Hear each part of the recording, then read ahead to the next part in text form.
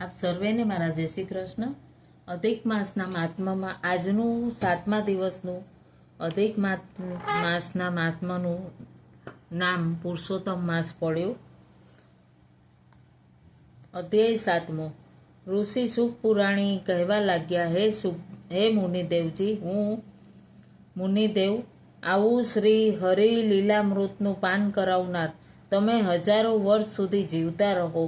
ગૌલોકવાસી ભગવાનને એમની ચિંતા, એમની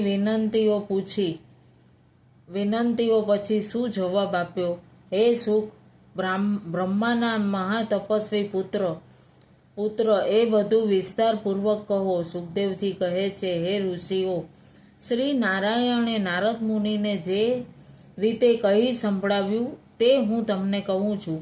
વિષ્ણુના મુખેથી અધિક માસની દુઃખની કથા સાંભળીને શ્રી ભગવાન બોલ્યા, હે વિષ્ણુ, તમે આ અધિક માસને આશ્રય આપ્યો, એના આંસુ લૂસ્યા અને એના દુઃખને દૂર કરવા પરિશ્રમ લઈ એને અહીં લાવ્યા. એથી આપની કીર્તિમાં વૃદ્ધિ થશે.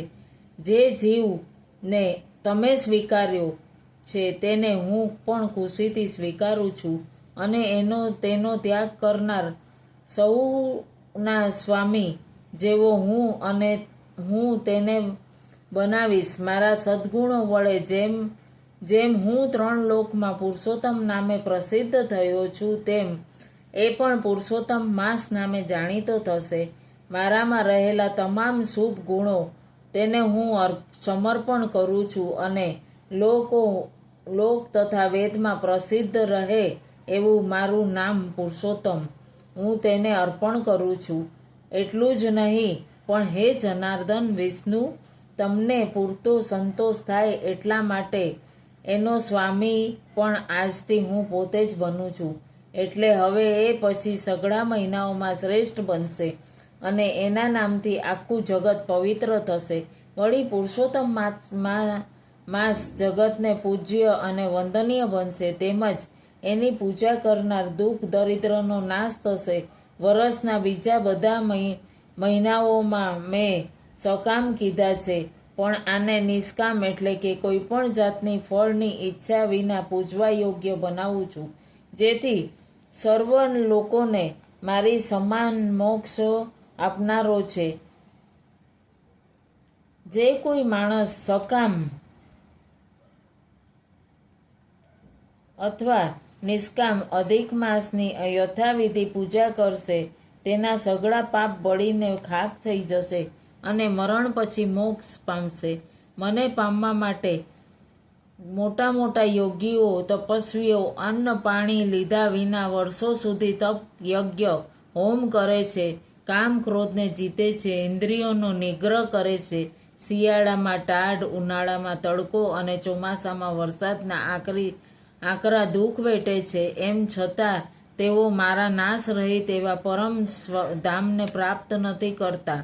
છતાં જેઓ આ પુરુષોત્તમ માસની ભક્તિ કરશે તેઓ આ એક જ માસમાં અનાયાસે વૃદ્ધાવસ્થા તથા મૃત્યુ વિનાના એવા મારા સકામ અક્ષયધામને પામશે. આ પ્રમાણે સર્વ સાધનમાં શ્રેષ્ઠ તથા સઘળી મનોકામના તથા સિદ્ધિ આપનારો એવો આ પુરુષોત્તમ માસ હું આજથી ત્રિલોકમાંથી સર્વને કોઈને ભજવા યોગ્ય થશે. ચતુર્માસ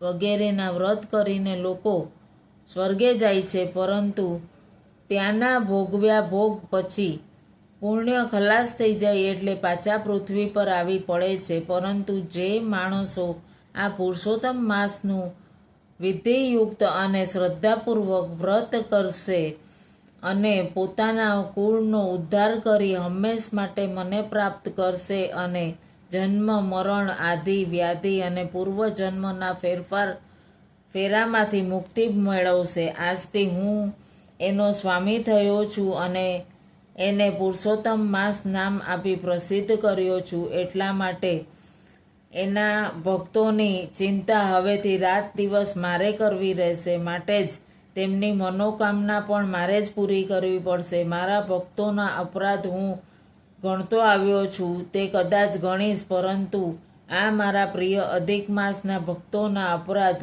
કોઈ દિવસ ગણીશ નહીં. હે વિષ્ણુ, મારી આરાધના કરતાં કરતાં મારા ભક્તોની આરાધના કરવી મને પ્રિય છે, કારણ કે મને આરાધનાર ભક્તો વધારે ચડિયાતા હોય. કોઈ વાર હું વાર લગાડું છું, પણ આ પુરુષોત્તમ માસમાં જેવા મારા ભક્તની આરાધના કરનારની ભીડ ભાંગવા હું તરત જ દોડી જાઉં છું. જે મૂર્ખો માણસ આ માસમાં જપ, દાન, સત્યકર્મ તથા સ્નાન વગેરે કરશે નહીં, તેઓ બીજાના ભાગ્ય ઉપર જીવનારા થશે અને તેમને સ્વપ્નમાં પણ સુખ મળશે નહીં. જે કોઈ આ માસનો તિરસ્કાર કરશે તેનો વાસ નરકયોનીમાં થશે. દર 3 વર્ષની આંતરે આ પુરુષોત્તમ માસમાં જે ધર્માચરણ કરશે નહીં, કુંભી પાપ નામના નરકમાં પડશે અને તેને સંસારમાં પુત્ર, પૌત્ર, સ્નેહ સંબંધી સર્વ કોઈ દુઃખ દેશે. મારી કૃપાથી શ્રીમાન બનેલા પુણ્યશાળી પુરુષોત્તમ માસમાં જેવો અજ્ઞાન રહીને સર્વ ગુમાવશે તેઓ સુખી થશે. સંતાનવિહીન સ્ત્રીઓને આ માસનું વ્રત કરવાથી સંતાન સુખ મળશે. દુર્ભાગીને સૌભાગ્ય અને ગરીબને સંપત્તિ મળશે. હે વિષ્ણુ, મારી આજ્ઞા વડે સઘળા માણસો હવેથી આ માસને પૂજશે, કારણ કે મેં એને સઘળા માસમાં શ્રેષ્ઠ બનાવી મારું ચૈતન્ય અર્પણ કર્યું છે. એટલે મારામાં અને એનામાં કંઈ જ ભેદ રહ્યો નથી.